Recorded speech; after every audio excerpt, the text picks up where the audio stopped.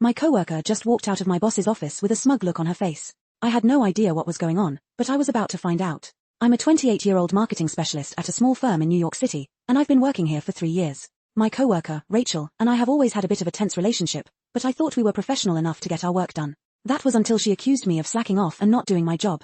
Apparently, Rachel had been complaining to our boss, Mike, about my work habits, and he had called me into his office to discuss it. I was confused and a bit frustrated. I knew I was doing my job just fine. Mike told me that Rachel had been saying I was consistently late and not pulling my weight on our team projects. I assured him that this wasn't true, but he seemed skeptical. I offered to show him my timesheets and project documentation to prove my point, but he just told me to try harder and get my act together. The next day, Rachel came into the office gloating, like she had just won some kind of prize. She whispered to our colleague, Emily, that she had finally done it and that I was in trouble.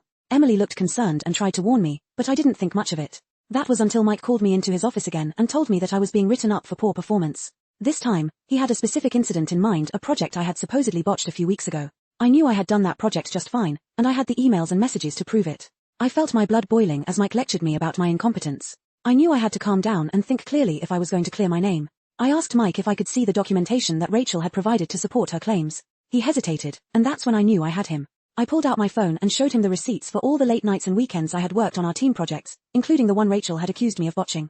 The total came out to be $823.50 in expenses I had incurred to get the job done. Mike's expression changed from skepticism to shock. He looked at the receipts and then at me, and I could see the gears turning in his head. He asked me to explain what all the expenses were for, and I walked him through each one. He was impressed that I had kept such detailed records, and he started to question Rachel's motives. I told him that I had been keeping the receipts in case I needed to justify my expenses for tax purposes.